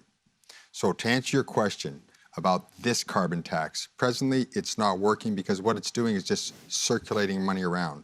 So I'm going to adapt it. And what we're going to do is attack the problem directly. So I'm going to invest funds into programs and Canadian companies that are going to bring forth solutions to fight climate change directly. And Karina Gould, you have said that you are not going to scrap the consumer carbon tax, that you will stop the increase in April. Maybe discuss that a bit. Sure. Well, politics is also about leadership, and it's also about conviction. And I'm not going to abandon the fight against climate change because Pierre Poilievre is telling us to do that. I'm a mom of 2 young kids. I cannot leave a planet that is burning to them. I got into politics in 2015 because I wanted to be part of a government that fought climate change. And we did that. And we did that to great effect. And I am proud of that record. But I hear Canadians when they say that this policy is something that is challenging for them. And you know what? We didn't do a good job of talking about it. And when they are talking about the carbon tax, what are they talking about? They're talking about affordability. That's why we need a real affordability plan. It's not that they're against fighting climate change or they're against protecting the environment, but that also means that if you don't have the price on pollution, you don't have the rebate checks that millions of Canadians depend on every single year. If you have a plan to fight climate change, you also need to have a plan to fight affordability. Yeah, we are, okay, Yeah. let's just get right into the debate because, Mr. Carney, go. I want to pick up on that point, last point, and really go to Pierre Poilievre, the difference between Pierre Poilievre's approach here. Axe the tax, he's got the T-shirt, he's got the slogan, that's all he'd do. He doesn't care about the rebate checks disappearing. He doesn't care about our businesses becoming more competitive. We started this evening talking about the absolute need for our country to diversify our trade, to build with new allies. Climate change, addressing climate change, and I've spent a huge part of my career addressing it, both in terms of policy and leading the largest clean energy investor in the world, okay? But a big part of climate change is about the economic opportunity. We will not have access to the European market unless we make the progress here. So we have to do 2 things. We have to supercharge some of the programs that have been put in place, so businesses are getting their emissions down. We are a clean energy superpower, and we have to make all of those households whole on the rebate checks that they will no longer receive. That requires a middle-class tax cut. It requires additional measures, including, final point, polluters paying those households so their energy is more affordable and cleaner. We have 2 minutes and 30 seconds on the clock, and we're going to have to stick to this. So I want to get through all of you. Ms. Freeland first. Rhonda, you asked something very specific. What was the moment when I recognized that we needed a different approach? And I can tell you very specifically what that moment was. It was a meeting I had with Wab Kinew, the Premier of Manitoba, really shortly after he was elected. And he is a great progressive leader in, I would say, the tradition of prairie progressives. He says the economic horse has to pull the social cart. I love that. And he said to me, I believe in climate action, but I've just been through an election and the people of Manitoba are telling me that the way the consumer price on pollution works doesn't work for them. Can I do a deal with the federal government where we hit our targets, but we do it in a different way? And that, to me, is leadership. Leadership is listening to people. It is not being inflexible and not telling people what their lives are like, but hearing them. And so I really believe if we want climate action, which is essential, we have to listen to Canadians. And if we fail to do that, the threat is, the danger is that Pierre Poilievre will be elected and he will dismantle all of the excellent work we have done on climate. We have to recognize that. We have to show Canadians we hear them and that we're listening to what they tell us rather than telling them what they should be thinking. Okay, I'm going to jump in there because we do have to stick to time now. Ms. Gould, you're up next. Thank you so much. So just a couple of things with respect to my colleagues. Literally the whole reason why we have the carbon tax backstop is because premiers across this country decided they didn't want to participate. So if Manitoba wants to participate, then the consumer price on carbon from the federal government disappears. That's what happens in Quebec. That's what happens in British Columbia. With respect to Mark and the middle class tax cut, the math just doesn't add up. If you are a middle class individual, that tax cut is looking at about $800 a year. The carbon rebate for a family of four is $1,200 a year, and it doesn't help low income or no income Canadians. So it is really important to have a real conversation with Canadians. And if you don't have a plan for those checks, then we don't have a plan for affordability. I'm going to come to you now, Mr. Baylis. We are going to go into the 1-minute segment, but it's a good follow-up to this. I know you wanted to jump in. To maximize Canada's energy advantage, new pipelines or other energy infrastructure probably is required here. What is your plan for that? And do you feel there is the private interest to get it done? Because a lot of private interest has now just gone, nope, not interested anymore. So I have an energy security plan which I've announced, and it's going to do a number of things. First of all, as I mentioned, we're going to build 2 pipelines. And why private industry is not interested is because what happens is every time a new government comes in, they change all the rules. There's no certainty. So my idea here is that the federal government will take on the responsibility of having the approvals for the 2 corridors. We'll work with the provinces and we'll work with the Indigenous communities, get all the approvals in place, and then go to tender so people can know with certainty that they can build these 2 pipelines. That's one area of energy security. Another one is I want to invest heavily in nuclear energy, small modular reactors. Canada used to be a world leader with our CANDU reactors in nuclear energy. We have to retake that position. Third thing I want to do is invest in transmission lines. We don't have transmission lines going across the whole country. With the electrification of our economy, we're going to need those. So those were 3 points that I want to bring to the table. Frank Baylis, thank you kindly for that. And Mark Carney, you're up next. 1 minute. I'll go back to where we started. We're in a crisis. We need to act. We need to act to build this economy, and part of those actions is or should be around our energy sector. I would convene, as part of First Minister's, discussion of the projects of national interest, which would include both clean and conventional energy, would include pipelines, getting consensus around those projects that we're going to move forward on. Because we are a federation, we need multiple levels of government, but we need speed. And we need the federal government to move with speed. We also need to do, and we can do, and can lead in areas such as carbon capture and storage. We can lead in displacing the 70% of oil in eastern Canada that comes from the United States that is using the money to threaten us. So this is part of a bigger set of opportunities for Canada. I'd help to lead those changes, and we'd do it right from the start. Ms. Freeland, your 1 minute starts. I do want to go back to the critical moment our country is facing to the existential threat that President Trump poses to our economy, to our sovereignty. And Canadians get that. One of the reasons I am so confident that we can get through this and that we can get a good deal, that actually we can successfully negotiate with President Trump, is because we are an energy superpower. Uranium, hydro, wind, traditional energy. This is a strength, and we need to double down on it. I am very proud to be the minister that got access for our energy to the Pacific. That diversification is so valuable today. It gives us an alternative to the United States. We need that more than ever. I believe there is the national will right now in Canada to double down on our energy strength, to use that as a source of economic security and also of national security, including as something that we can offer to our European and Asian allies whose support we need for our own security. Okay. Karina Gould, 1 minute. Thank you.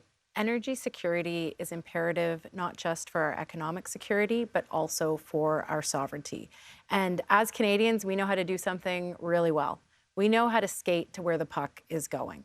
And so that means that we need to have a conversation right now about what securing our energy future looks like, both with traditional energy, but also with new renewable energy. If we think about where we're going to be in 5, 10 years, where our trading partners are going to be in 5 or 10 years, we have to have a real conversation about what Canada can provide for Canadians, but also for the world. I'm from Southern Ontario, and we have incredible technology when it comes to nuclear. We have an amazing opportunity to build renewable energy here at home, but also to export our energy and our expertise around the world. This is the conversation for Canadians to be having right now, and to do it with provinces and territories and with Indigenous peoples. We are going to go into that was the 1 minute debate. We are going to go into the 5-minute final debate of the evening. And this is a question, you can take it wherever you want. How will you differentiate yourself from the current Prime Minister, Justin Trudeau? Start with yourself, Ms. Freeland. I'm actually going to carry on with the previous theme because I still might come back and ask you, though. We haven't touched on something really important to Canada, and that actually is an integral part of our energy security future and is a really positive story. And that is Indigenous participation in energy projects. One of the things I was so proud to be able to do as finance minister is create a $5 billion Indigenous loan guarantee program to allow Indigenous direct participation, ownership of natural resource projects, energy projects. This is transformational for Canada. And I think that we really need to embrace the fact that we are a country that can move forward with Indigenous prosperity, and we are a country whose path to reconciliation can include Indigenous people in Canada being partners in building the energy security we need today more than ever. Okay, thanks. And I will come back with that other question. So I'm going to go back to my original question in this debate. How will you differentiate yourself from Prime Minister Trudeau? Sure. Let me just first start by saying that I think it's wonderful what you raised, Chrystia. It's just that Indigenous reconciliation is about more than a relationship with natural resources. And this is something that I think we can be extraordinarily proud of, the legacy that Prime Minister Trudeau has put in place when it comes to reconciliation. And we need to be very mindful that a Pierre Poilievre-led Conservative government will back away and backtrack on this really important relationship that Canada has with Indigenous peoples. And I also just want to say that I'm actually really proud of a lot of the work that we did as a government, whether it was the Canada Child Benefit that has lifted over 500,000 kids out of poverty, the early learning and childcare agreements, or the work that we did on fighting climate change. I'm proud of that legacy and that record, and I think all Liberals can be proud of that. Where I see a big difference is in making sure that we stay and I stay connected to the grassroots. And this is something that as Liberals, I want to talk to you specifically about. We need to hear your voices. We need to hear your ideas, because it is always the Liberal membership, the Liberal grassroots, that provides the next big idea for Canada and for Canadians. And so my pledge to you is to ensure that we have a robust and vibrant party that is connected in our communities, listening to Canadians, and making sure that we can build that future that we want and lead Canada ambitiously into the 21st century. So that's how you'll differentiate yourself from Mr. Trudeau? I'm very proud of the record that we have. We've made some mistakes, absolutely. Nobody is perfect, but we've done a lot of good things for this country, and I think we need to build on that success. I can pinpoint the moment following the pandemic when inflation was getting out of control, and Canadians were saying to all of us collectively as a government, they were saying we need help with the cost of living, and we were too late to the game to address those real needs. My pledge to you is to listen to you and to respond to what your needs are today and for the future. Thank you, Ms. Gould. Mr. Baylis, you're up next. How will you differentiate yourself from Mr. Trudeau? So I would say that I'm the candidate here that is the most distant from Mr. Trudeau. I was elected, it was over 6 years ago since I've been in the government. And then I was not a minister, so I've not been a minister with Mr. Trudeau's government, nor have I been an economic advisor. Where I will differentiate myself greatly is that I'll be focused much more on the economy. I'll be focused on creating wealth. I'll be focused on getting more money into Canadians' pockets. That's what I'm good at. I'm also going to look at building an innovation-based economy. So I really wanted to do that. That's going to be my main focus. You need both when you're in government. You need wealth creation and you need wealth redistribution. We've done a lot of wealth redistribution to the point that we're renouncing programs we can't even pay for. And we're letting programs such as healthcare fall apart. So what I want to do is get back in there. I'm a big supporter of these programs, so I want to make sure we have the funds to pay for them. That's going to be where I'm going to be much different from the previous government. Okay, Mr. Baylis, thank you for that.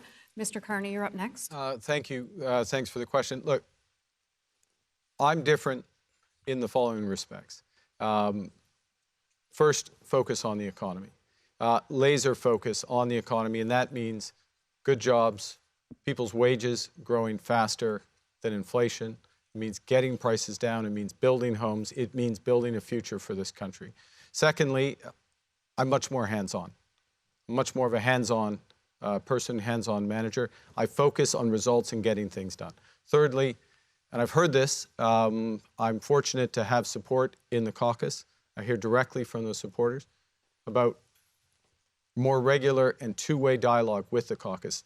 I meet with my supporters virtually during the course of this leadership campaign to hear their ideas, to hear their energy, to hear what's going on, what they're seeing on the ground, to share my perspectives in order to move forward.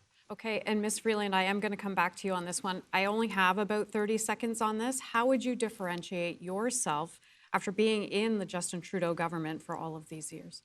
Well, first of all, we as Liberals have to be proud of the great things our government has done. National System of Early Learning and Childcare, Canada Child Benefit, support for seniors, CETA, NAFTA. We have done a lot, and we need to remind Canadians about that. But, you know, for me, this campaign has been a personal liberation, and I am my own person, and it is great. I personally do not believe in a style of leadership, which is a one-man band. I think that the best kind of leadership is collaborative and listening, and that's how I'm running my campaign. I believe that we have to be practical and we have to focus on jobs and growth. Okay. But most importantly, I am a ferocious mother, and I will fight for Canada with the same ferocity that I fight for my kids. I will fight for your kids too. And the reason I am running is I am the leader who can stand up to Donald Trump and win. Okay, we still have closing statements as well. So this is that opportunity for each candidate. I may have to take some time away because of that. And Ms. Freeland, you are chosen as number one to have your closing statement first. So your minute 30 is there. We might have to clip it a little bit. Well, first of all, I do hope Donald Trump, who takes a keen interest in Canada, is watching this debate, because what he will hear from all the Liberals is We believe in Canada. We are not going to capitulate, and we are going to fight for our country. And Canadians across the country are coming together to fight for Canada. Hockey fans are belting out "O Canada." Restaurants pulling U.S. wine from their menus. Snowbirds not flying south this winter. Our country is standing strong, smart, and united. I am so grateful to be here with 3 other Liberals who love Canada and to have the chance to talk to 400,000 Liberals who love Canada too.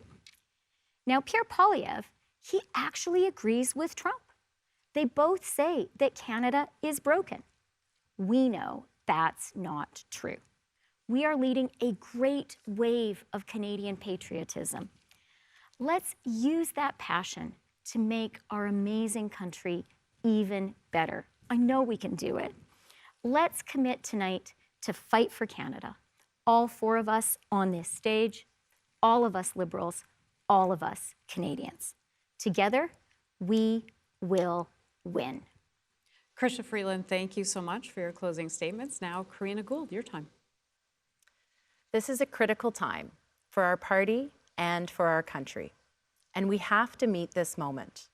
We will only win the next election by being Liberals, proudly, not Conservative light.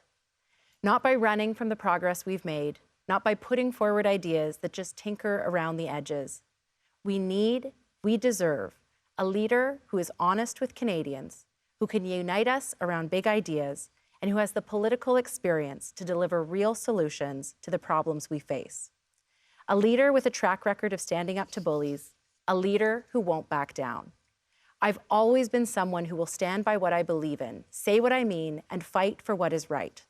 I've made the hard decisions and stood up for Canadians. I believe Canada is the best place in the world to start a family, grow a business, and build a future.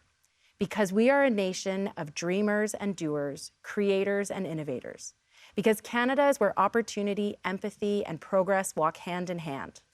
I have a vision for Canada, one that will allow us to deal with the problems we face today and be ready for those we'll face tomorrow. It's time for a new generation of leadership that understands you and is focused on you. I'm here for Canada, today, tomorrow, and for years to come. I'm the leader for the future, and the future starts now. Thank you.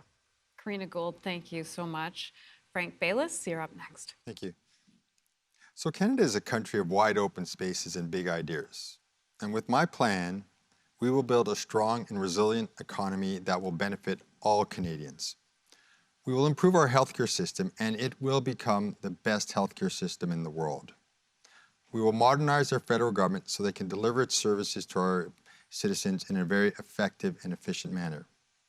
And yes, we will repel and we will overcome the attacks of President Trump. Now, in the last 10 years, the world has changed profoundly. And now, as a country, we need to go in a new direction. As you look to choose your next leader, I would ask you to reflect on these 3 points. I have the best, most credible plan to build a strong, resilient economy. I'm best suited to defeat Pierre Poilievre and expose him for exactly what he is. He's a career politician who likes to make up slogans and nothing else. And I have the background, the experience, and the expertise to firmly stand up to President Trump. I will successfully defend our nation. I will defend it against his attacks on our economy, on our culture, and yes, our sovereignty. My fellow citizens, I represent that new direction. So let's be bold. Let's be ambitious. Together we will build a proud and prosperous Canada. My name is Frank Baylis, and to make this happen, I need your support. Mr. Baylis, thank you so much for your closing statement. And finally, we go to Mark Carney. Thank you, Hannah. Fellow Liberals, my fellow Canadians, from coast to coast to coast, you've told me that you're anxious in the face of an uncertain future. You've told me that you're looking for positive change, that you want a leader that bridges divides. You want a plan that defends our interests and creates opportunities for everyone. Every experience in my life, whether by accident or design, has led me to this moment. I'm ready. It's true, I'm not a career politician.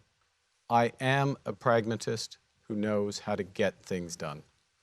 I've managed economic crises, built strong economies, and run tough negotiations. And this gives me the experience to lead Canada at this crucial time.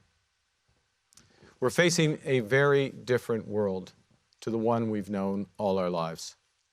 The Canadians are ready to unite and stand up for our country. We will seize this moment to win for Canada. I love our country. Canada has given me everything. My family, my education, my values. And in return, I'm ready to give everything for Canada. Thank you. Okay, that brings us to the end of the English Liberal leadership debate. I want to thank all 4 candidates for a great job this evening. Voting does start tomorrow. I know. And then the announcement of the next leader of the Liberal Party will be made on March the 9th in Ottawa. So congratulations to all of you for putting your name in to do this, and look forward to seeing the results. Thank you kindly, and thank you for watching. And thank you, Hannah, for Thank you, doing a Hannah. great job. Yeah.